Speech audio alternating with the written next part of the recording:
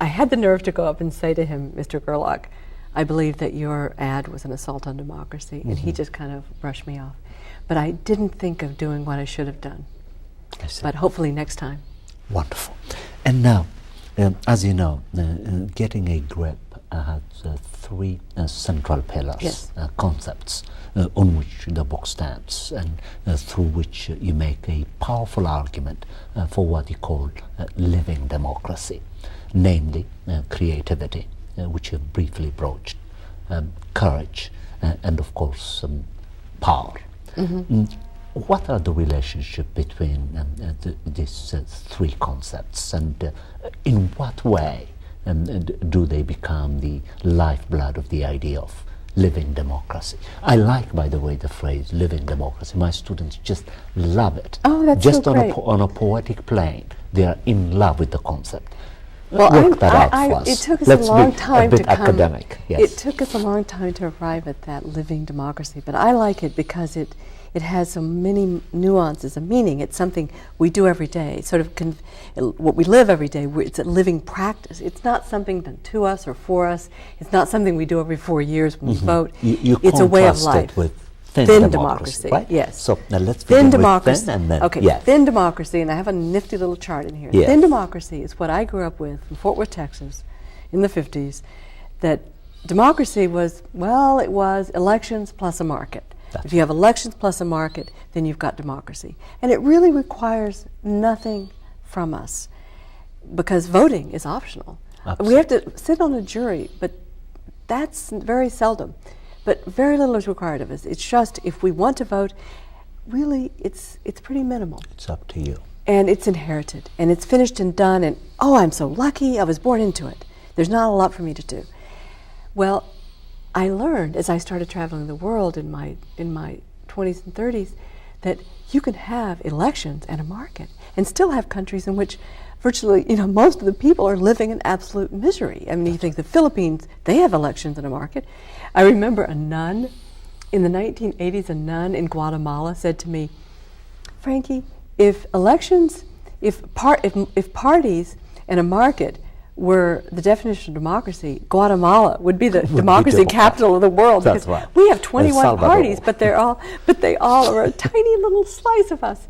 So I thought, well, that's not really democracy to me. And so I began to see that actually living democracy to me, in one way I think about it, is democracy that understands the good, bad, and the ugly. In other words, that we can be brutal, we can be selfish, and we can be incredibly giving and cooperative.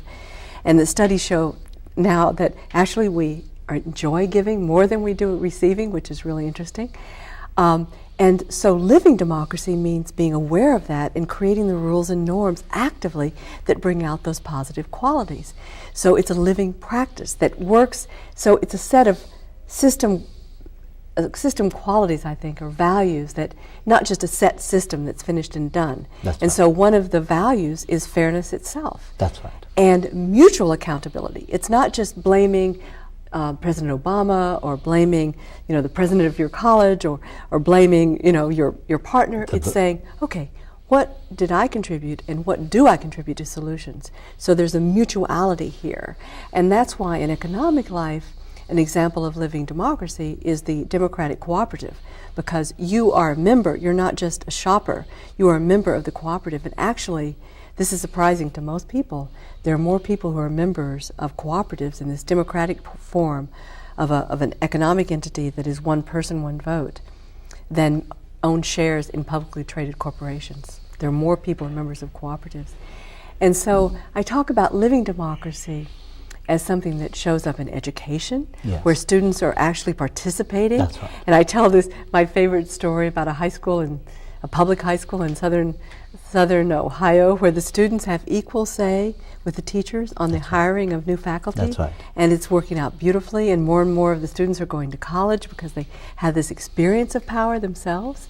And my favorite story, just from a couple days ago, something I've been following for years, was a little town in Powell, Wyoming, in which the department store closed, and Walmart was sort of thinking of coming in, and the townspeople said, "Oh, we could have our own community-owned store. And so they sold shares, 800 shares. Teenagers bought shares, family, everybody bought shares.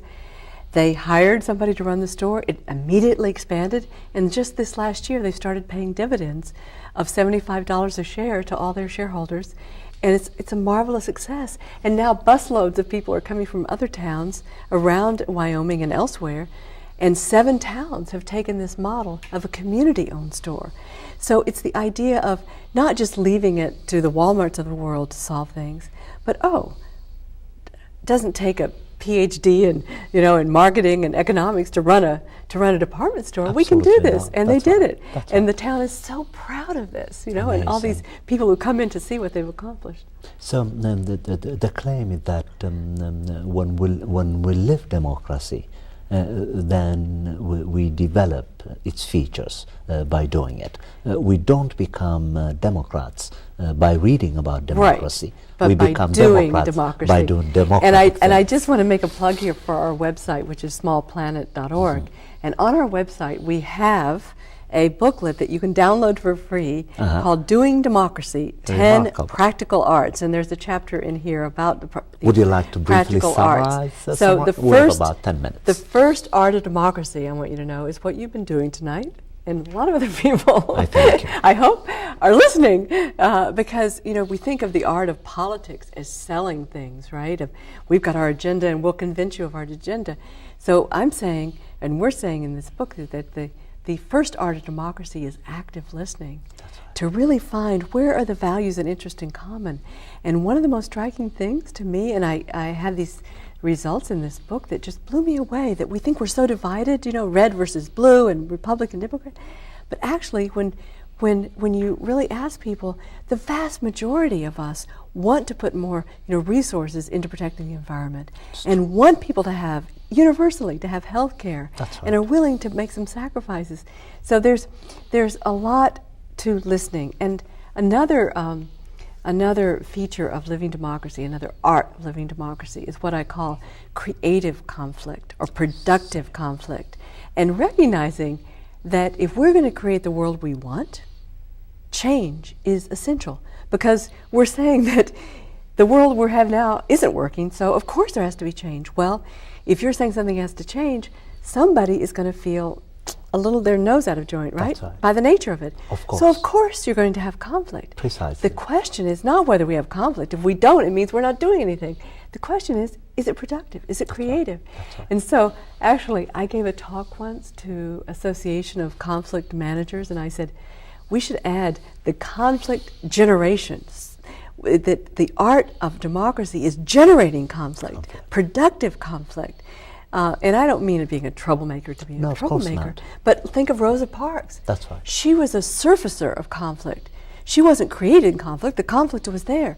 But she was helping by having the courage, the civil courage, to sit. And of course, Rosa Parks was just the most famous, but to play that public role, as many people did in the lunch counters and all, that was surfacing conflict that was everywhere, but it was buried. It was kept wraps on.